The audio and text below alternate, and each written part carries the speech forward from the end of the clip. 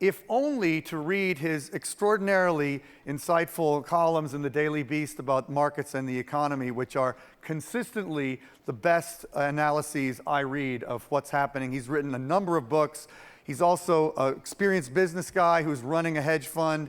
He is a really multiple threat thinker. We're really pleased to have him and this great panel to talk about what's happening to our own country. So, go. Thank you, David. And just as an addendum to that, I'm actually shifting what I'm writing this week to Reuters and The Atlantic and starting a column called The Edgy Optimist, because I thought that the market of doom, gloom, and the world going to hell in a handbasket is relatively saturated. So if the panel seems unusually or surprisingly male, it is because, unfortunately, Padmasree Warrior, who's the chief technology officer of Cisco, has fallen ill. She's actually given me a few notes, so at one point I may pull out my iPhone and channel some of her thoughts. But she sends her regrets, and we certainly regret not having her. That being said, I think we can at least hold down our part of the fort. Clearly, this particular panel, in relation to the theme of techonomy, innovation, its discontents, its problems, and the nature of the United States as a historic 20th century leader, particularly in applied technology and innovation globally, what is the fate of that and the current state of that in the early part of the 21st century.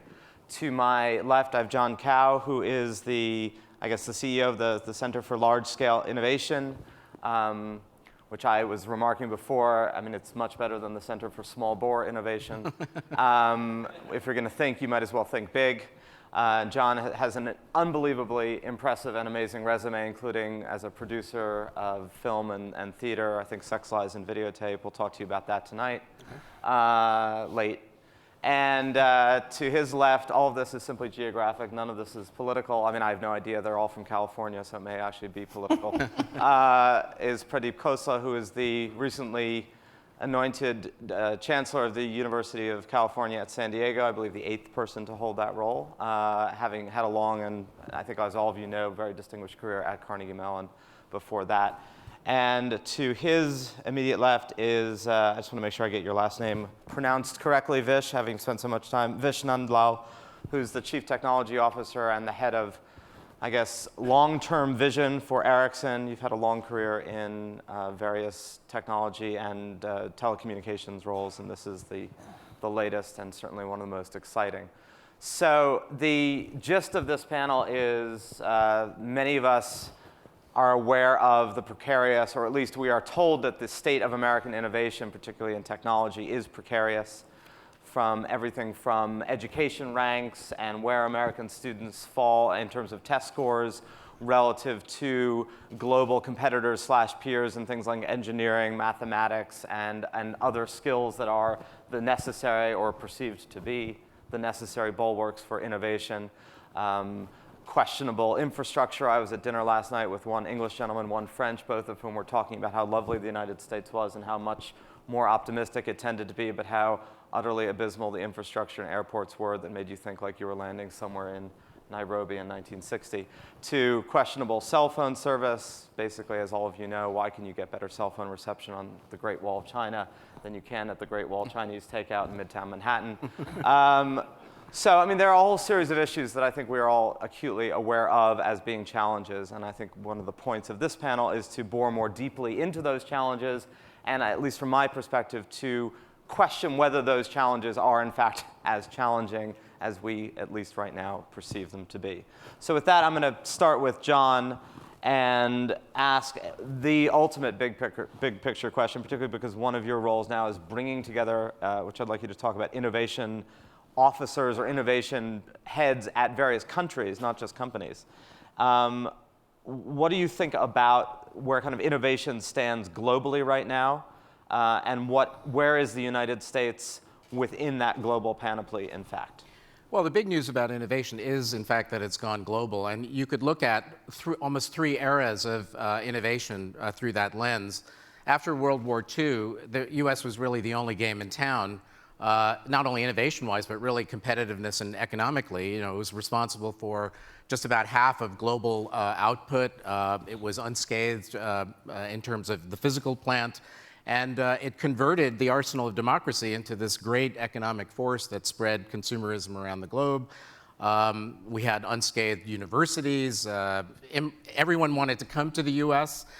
For science, for technology, for education. I would wager to say that, all of the folks on the panel in one way or another, I know my parents kind of came to the U.S. because they wanted to go to graduate school and live the American dream. The second wave is perhaps about 20 years ago. We started to see countries like Singapore and Finland begin to invest explicitly in innovation capabilities. Finland in '91, after this almost near-death experience of the economy, produced Esko Aho, the prime minister, who said, we're going to compete based on three things, innovation, science, and education. Singapore, which migrated from being kind of like a hub for supporting multinationals in Asia to a country that today has a Science, Technology, and Innovation Council run by the prime minister, multi-billion-dollar venture funds. And then the third wave, which is very visible to me as the head of this Institute for Large-Scale Innovation, is the fact that there are probably over 50 countries in the world now that have some designated chief innovation officer, national innovation strategy, and big funds being, big chips being pushed into the middle of the poker game to try to compete. So this is the context within which we have to look at American competitiveness in terms of the innovation topic. And I think it's useful to try to, at least notionally peg a definition of innovation, which is that, of competitiveness, which is that it's about firms being able to compete successfully globally, but also about being able to support rising standard of living, higher wages, and a trained workforce. And so that's, maybe both the good news and the bad news of innovation capability here. Certainly, you look at America's culture, which is probably, I think, in some respects, our only absolute advantage in this world of globalized innovation, where forgiveness of failure, tolerance of wild-ass ideas, delight in experimentation, risk-taking are woven into the way we do things. And this is dramatically less or not true of other countries. Singapore, for instance, the government had a prize for a while to reward the best failure, and that program, in fact, was discontinued because it itself was kind of a failure, which is perhaps the ultimate irony. So, engineering a culture of innovation is kind of hard. We've been at it for centuries, and, we're very good at it, and we continue to attract talent, and we continue to innovate the process of innovation itself. So you look at, lean startup, you look at hackathons, you look at Launchpad, all this kind of, innovations in the way we do innovation, design thinking, the proximity of the investment process, the innovation process, the design process. This is all very good. But competitiveness is a national issue, right? And we don't want to become a country of innovation haves and have-nots, where there's a veneer of recombinant ideas, capital, and talent that produces great things, while the bulk of the workforce, which got a crummy education in public schools, had no kind of mobility ladders to get retraining, were locked in a negative spiral of de-skilling, painted a character of a rather dismal picture of much of the rest of the innovation system. I'm still stuck on the Singapore example. I can imagine their last meeting was, and the award for best failure is us. I think we're going to skip over because I want to go to Vish, who has a lot of thoughts about competitiveness and the nature of how does one assess what is the litmus for one's competitive advantage. And I think the interesting question there is it how innovative you are, the greatness of your ideas and the reach of your thoughts and imagination, or is it literally what you are creating specifically, the applied side of it? And so maybe you can flesh out that question of where should we actually aim to be most competitive? Right. I think we tend to conflate innovation and invention. We put it into the same definition in many cases. And I actually think that they represent separate things. And it's a combination of the two that I think the U.S. has been very successful in kind of moving the yardsticks forward on their competitiveness. And let me give you a couple of examples. So invention to me, as a measure of the number of patents that you have or a great mousetrap, is interesting, but it's not intrinsically great in terms of moving along your GDP. It's really about taking that and applying it in service of a business objective or some type of compelling consumer need, right? So if I think about back in the early part of the 1900s, when Isaac Singer came out with the first commercially successful sewing machine. The invention was interesting, but what was actually compelling was that he actually had an innovative way of selling it. He decided to sell to women, which there wasn't a lot of targeted selling to women at the time. And then he invented trade-ins, and he invented this whole notion of layaway plans. So it's really the measure of how he built the ecosystem around that particular invention that I think created that autocatalytic process of creating a self-reinforcing cycle of competitiveness for himself. If I look kind of at more recent examples, a company like Google, who came out with this great algorithm, PageRank, to create a definitive way of kind of indexing the internet. That in and of itself, again, wasn't sustainable enough to really create something that was competitive. It was really the whole way of valuing that through advertising, through being able to capitalize on that technology and linking it with a business model which was innovative, right?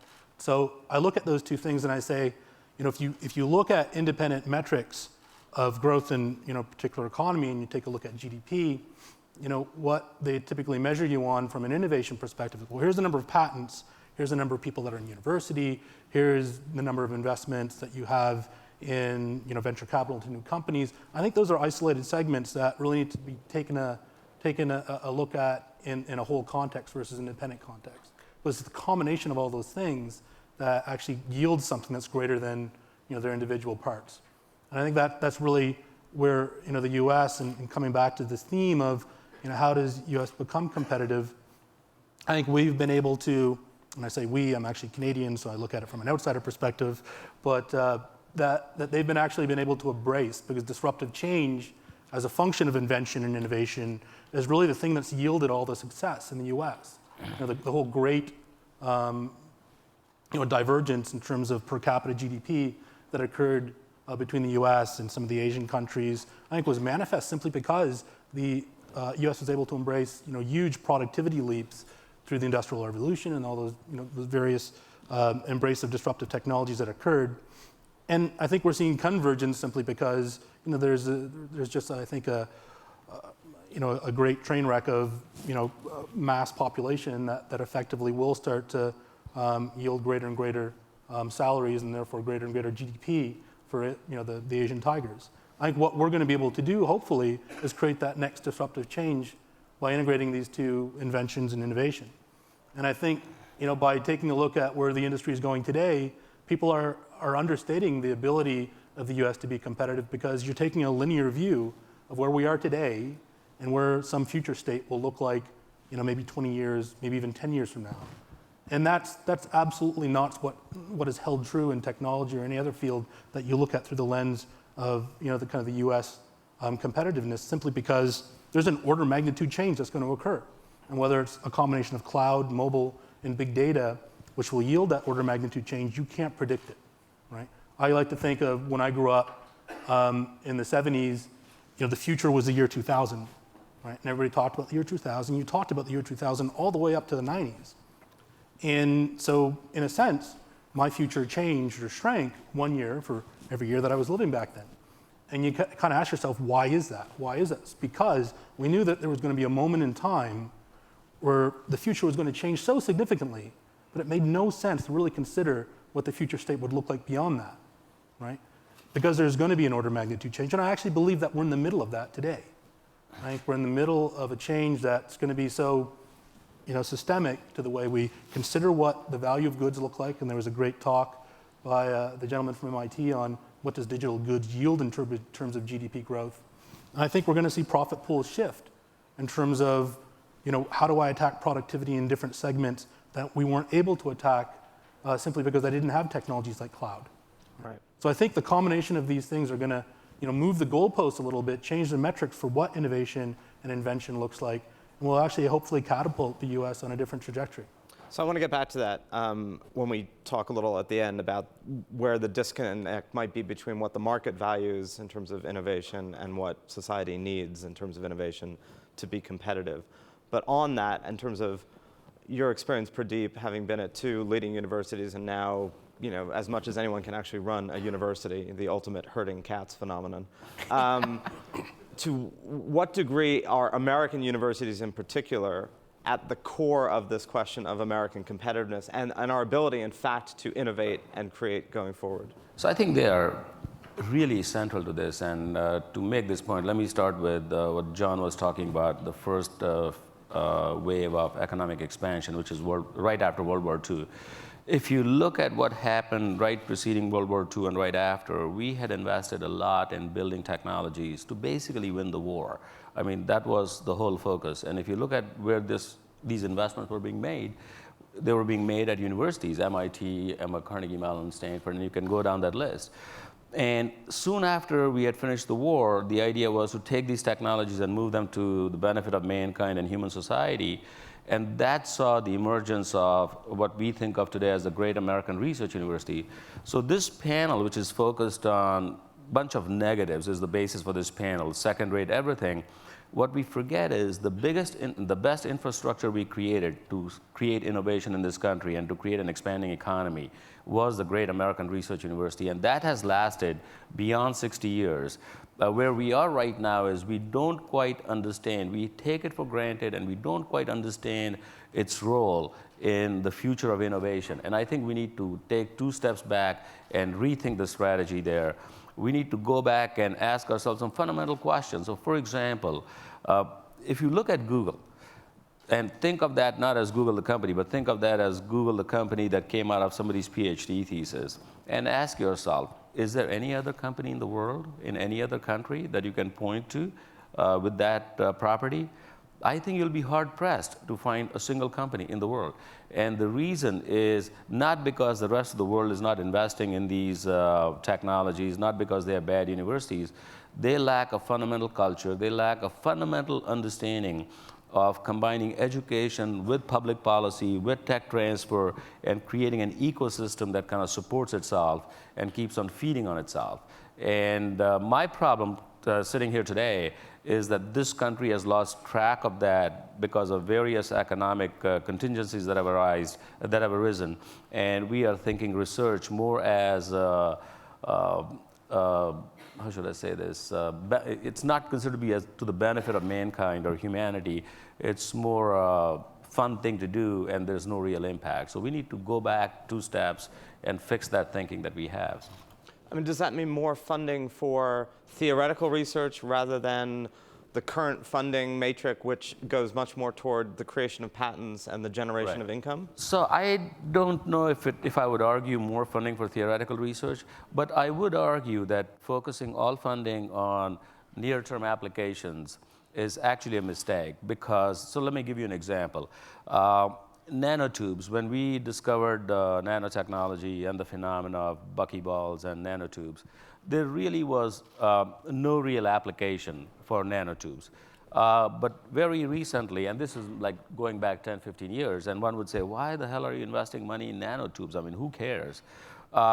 Guess what? I just saw technology very recently where somebody's taken nanotubes and built a silicon chip to replace a retina, where now you can replace the rods and cones in your eyes. And this is done with dynamic bandwidth variation, so you can decide what bandwidth of light you want to be able to see. So now you can see the $6 million man being created. It is 100 times the density of the rods and cones in your eyes. So now your density, your perception is better than what a camera would do. And now you're talking about, so if you look at this, it's going to have a big difference, make a big impact on people with congenital blindness, people who are going blind because of age, people who were born blind. At the same time, this was created based on basic research for which you would have thought there is no real value. And you can go back to laser, you can go back to transistor. So I think there has to be a balance, and one cannot shift the pendulum. My fear is we are treating science like we are treating politics, where there is extreme swings between D's and R's and left wings and right wings, and there is forgotten value of right in the middle, where you want to balance both sides of science and technology and patents. And John, you want to get... So the comment about research universities, I think, mirrors a larger issue, which is that innovation is a complex phenomenon, and it's got a kind of almost a value chain quality to it. And if you think about it in a linear way as old-fashioned policymakers and policymakers in a lot of countries do, you get stuck in this notion of you fund basic science and then somehow out the other end will come valuable innovation. So it's money into knowledge, knowledge into money, hopefully, we'll see. And I think that from where I sit, the evolution of the research university is very much not just to cover the phase of discovery, but also the phase of application, the phase of entrepreneurship, the phase even of scaling up, and ultimately of some kind of societal and or economic relevance. And so, instead of being a linear sequence, it's kind of a set of circularities in a sense that makes it work in society, but also suggests where the research university of the future needs to be in this value chain. I was in Moscow last week and I was visiting the Skolkovo Foundation, and these people were speaking about the urgent need to fund basic science and to make good use of all of these science cities that are sprinkled all throughout the former Soviet Union and now are trying to find their place in the value chain. Well, again, if you spend a lot of money on basic science without having scientists participate in this hybrid culture of basic science, curiosity-driven science on the one hand,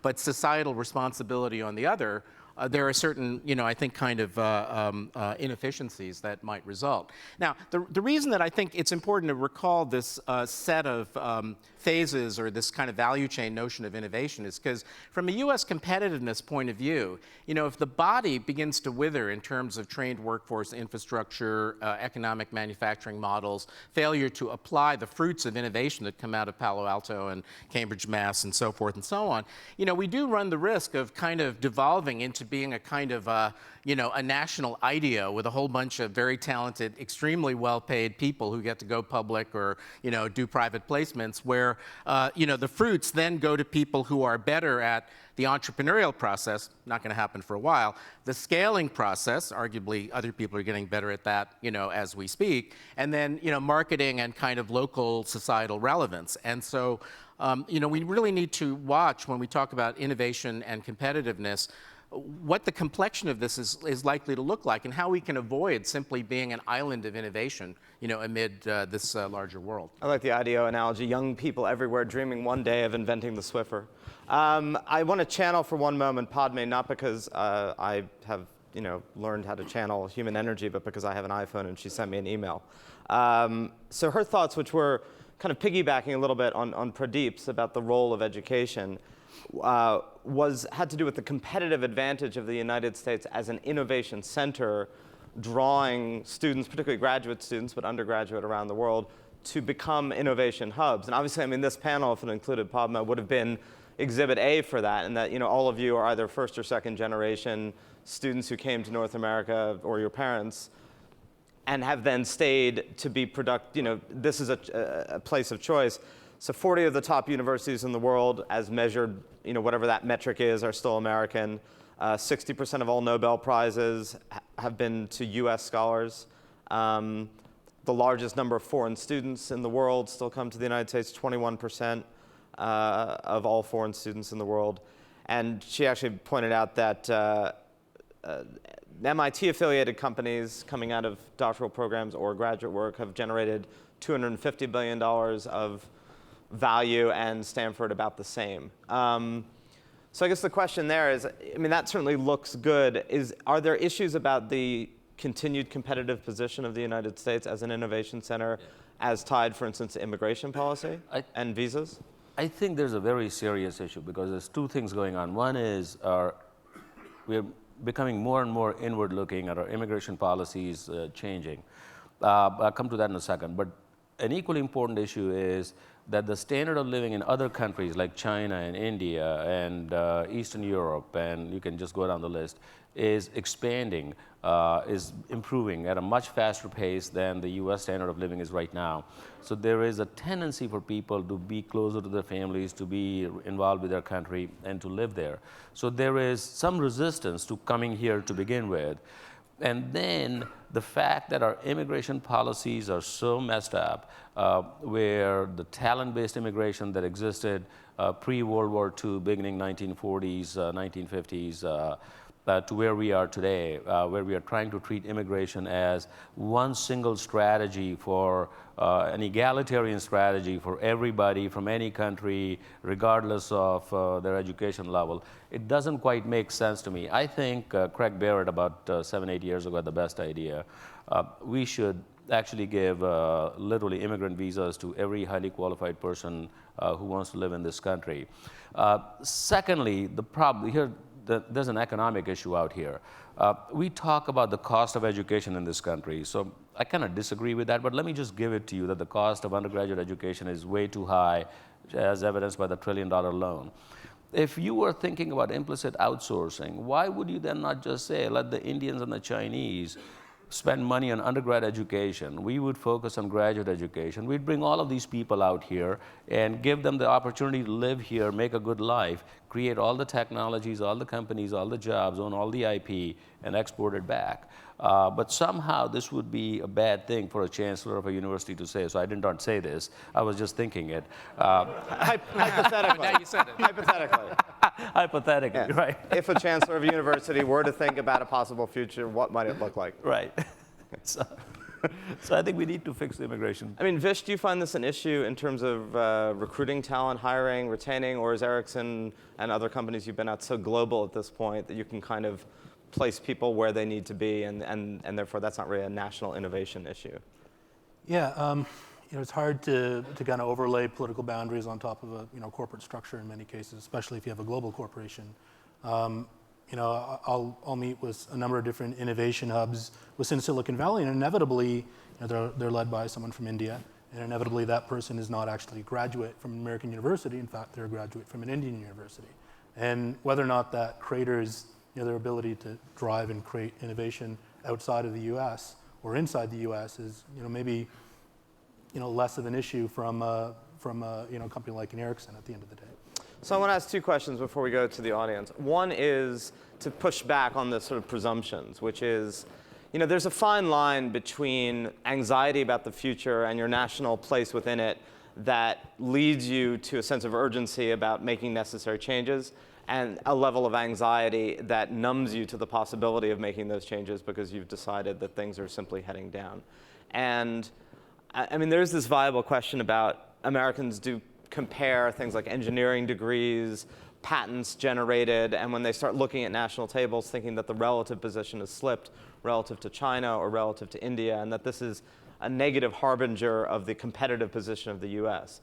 But it may be that, between open source and the kind of innovation that we're talking about, which may not follow quite the same form as before, that we shouldn't be generating so many engineers, and we don't need the kind of patent, the same kinds of patent protection that would have been applied before, and that we are kind of manufacturing a crisis. I mean, it's fine to manufacture a crisis, again, if that spurs you to continued creativity. Do you have any, is there any merit in that view, or am I being too rosy? I don't know. I think depending on the context, there is some merit. But overall, I think we might be manufacturing a crisis more than the crisis already existing. But with that said, I think we are on our way to making this a crisis. So we may not be at the critical point right now, but I think we are pretty well on our way. And this is where I think we have to rethink American higher education, the role of the universities. We talk a lot about online education, IT is going to disrupt education. And we never take a step back and ask ourselves, what is the role of education? What's the role of goal of attending a university? It is not just access to content that I can do on the web. It is access to different modes of thinking, which you get access to by interacting with multiple people, by top-ranked faculty. It is, Ray talked about the neocortex and how its pattern recognition defined at various levels of abstraction. When you take multiple courses, go through a program which is engineering, let's say, but you're taking courses in arts and the humanities, your brain is developing in ways, it's building algorithms, ways of thinking in ways that I don't believe you can build just by going on the web and looking at Wikipedia and understanding what nanotech is or what nanotubes are all about. So I think there's a bigger role that is being overlooked, and underestimated. I'm not saying technology will not disrupt education. It will, it should, but it will not displace the current mode of education totally. It has to augment what we are doing. At the end of the day, we got to put our students, just like the two young men out here before, who are left and right brain oriented, who are going to work, use both sides of their brain to solve complex problems that involve technology, science, policy, economics. You can go down the list, work with people across multiple disciplines. And in that context, I think the universities have to rethink what they're doing. So John, is there anyone who does innovation nationally better? And I'm not sure Finland or Singapore are good correlates in that, countries of 3-4 million people, it's kind of like saying you could compare them to Silicon Valley. I'm not sure you could compare them to the United States. Well, when you say do, I assume you mean at a national policy level, and I think every country is different. I mean, I think America probably does at least badly in that respect, but I think that the room for improvement is infinitely large. I mean, the interesting thing about what's going on in the world now is that these 50 countries are all laboratories for trying to figure out the cause and effect nature of making conscious and intentional investments in innovation capability and infrastructure and results. All right, so many questions, so little time, but let's go to the audience and right here. Jody Westby, Global Cyber Risk. Pradeep, you went out to countries around the world and set up SciLab campuses and brought your Carnegie Mellon curriculum to those countries. And I'm really intrigued with this edX and MITx and the online programs that are now available to people in developing countries and all over the world. And so is that going to obviate the need for us to continue to reach out to other countries and have learning capabilities there, or will it give us an opportunity to tap into innovative resources in those countries, and should we be reaching out to them and trying to innovate more globally than just, let's bring everybody here and give them a green card when they graduate? That's a good question. So I think if our goal was just content delivery, it would obviate the need, but that's not the goal. The goal is to bring American-style education, let's say, to India, and in that local neighborhood, to tap or to create an ecosystem, which is a micro ecosystem of what we have out here, and then tap into talent right there, because not everybody in the world wants to move to the US. And even if they did, this country cannot handle 7 billion people right now. So we need to be able to build those economies, but at the same time, do it in a way that we kind of partly enable them and partly are the beneficiary of what they are creating. Because we, as a country, cannot afford to invest in R&D for the rest of the world, which is what we've been doing up to now. The rest of the world has to wake up and start investing in their own R&D, and the benefits have to accrue back to us somehow. So that was my way of saying there's a way for us to bring something back home. Hasn't happened. Hopefully it will. Over here. Sir? Yeah. Sorry, I saw her. I didn't see. Cheng Yang Hu. I'm actually heading Siemens Technology Business Center in Berkeley. I think the discussion on the panel has been focusing on the challenge of today. I'm actually serving on the UC Berkeley EECS Industrial Advisory Board. I want to play a very different question to the panel. Last meeting we actually had the chair played a thought-provoking question, saying UC Berkeley EECS together with Stanford and MIT has been #1 in EECS for the last 50 years. And Pradeep, you asked, because the great top 40 research universities powered the US in unprecedented growth in terms of knowledge, application, and commercialization, and be the innovation country of the world. The question the chair played to the advisory board is, how can UC Berkeley EECS stay at the top of the game in the next 50 years? In the presence of extreme changes in terms of requirement, in terms of education, in terms of research, in terms of societal needs, but also globalization in terms of the investment in the research very aggressively, more not from what I call the emerging country, but these emerging countries really are the growth countries of the next 50 years. So how are the great research universities of the United States stay competitive in the next 50 years? So I would like to play this question to you. I'm not going to share you what the IB board said about UC Berkeley, but I want to hear the panel talk about overall how US university will compete in the changing world. So I can take a quick crack at it. So if you look at what makes a university great, it is people. It is great students coming in and interacting with each other, educated, trained, mentored by great faculty. And all of these things take resources. So investment in research by this country is going to be significant.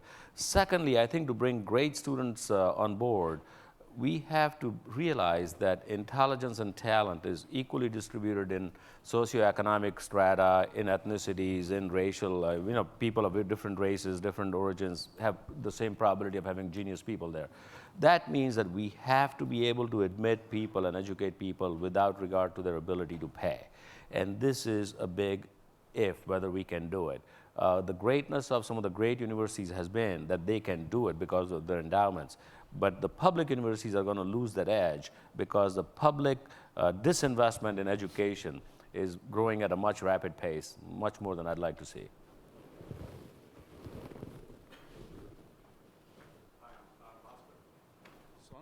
I'm Bhaskar Chakravarti, Senior Associate Dean at the Fletcher School at Tufts. My interest is in the geopolitics of innovation. And the question that I'd like to put to the panel is, so it starts with the following observation. I feel that this whole idea of competitiveness is somewhat outmoded. We're talking about universities where a leading research university has a chancellor who is a recent immigrant to this country. We talked about Google, which is co-founded by an immigrant from another country. So essentially, the great institutions we're talking about, whether it's the universities or the companies, they themselves draw upon global talent. So the question is, what do we mean by US competitiveness? That the US itself is just a political entity. So the question is that does politics make a difference? The fact that right now we don't have the equivalent of a Cold War, which in the past had funded a lot of foundational innovation, foundational research. The fact that we don't have that, is that a crisis? And is that what is potentially causing us to kind of figure out where is the money going to come from that's going to feed the next Bell Labs, the next Xerox box, the next MITs and Stanfords and the great research universities of the world. Yeah. I don't know why we're not talking about that. It's a great question of, does national competitiveness really matter? I mean, what's your... Well, there's no doubt in my mind that looking at the globe from an innovation economy point of view has to change our notions of competitiveness. I mean, the old-fashioned, almost mercantile notion of I win, you lose doesn't necessarily apply in an innovation economy where sharing ideas leads to the multiplication of opportunities and where, in a sense, these days, to innovate at scale requires a global perspective because the value chains for innovation in very specific industries are now splayed out across the entire world. So, you have countries that specialize in certain kinds of research or certain kinds of, clinical trials or certain kinds of applied R&D. And it's the systems integration function that actually can weave them together. And furthermore, if you follow the thread of reverse innovation and the notion that, poor societies are rich in one thing from an innovation perspective, which is problem ownership, then you have to have eyes on countries around the world. You have to be thinking about weaving resources and challenges together into a new model of value creation that is very far away from the old notion of finite games, which is we play until somebody wins, as opposed to what we might call infinite, or have been called infinite games, which is we play to stay in the game and to hopefully make the world a better place. Can I make a quick comment? Yeah, and then... So I think I want to say two things. One is, to me, US competitiveness means people like me and you and everybody out here who have made a commitment to this country to live here, and make sure that we are creating economic wealth that allows us to have a standard of living much different than the rest of the world. Secondly, I see what you're saying, we don't have a Cold War, but I would postulate that we have the beginning of a Cold War. If you look at this country, 8% unemployment is an unsustainable number. The difference between haves and have-nots is unsustainable right now and growing faster. But forget this country. Between this country and the rest of the world, the gap of their standard of living between ours and the two gaps is closing really fast.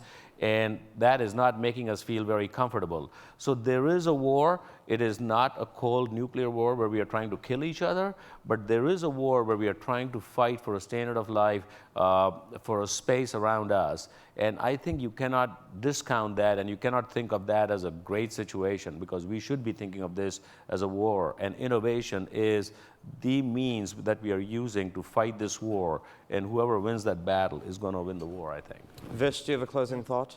Yeah, I mean, I think corporations aren't going to think in terms of nation states, and I think globalization, in the term of a corporation, is really how successful is that corporation going to be. And I'm wondering if that blurs the line. If I think of Apple as a great example. Right. Apple has 50,000 workers in its corporate structure, and the whole manufacturing arm of Apple is Foxconn in China, and they have 1 million people, right? And so there's asymmetry in terms of these integrators who've taken the intellectual side of the equation in terms of industrial design, in terms of what the GUI and the interfaces need to be, and then the actual manufacturing side of low-cost wages in Foxconn, which is employing so many millions of people at the end of the day. And I think what we need to figure out is, and I think to your point earlier, is how do you equalize that so that there's employment for all in North America, and whether that's through dint of education, or whether it's as we transform our economy and measure it in a way that's much more geared towards the globalization of technology. I think we have yet to get there. Well, we have obviously left more questions than not, so I think everyone should take their second-class cell phone service to do a first-class Twitter feed and blog to answer the questions that we have raised. Thank you very much. Thank you.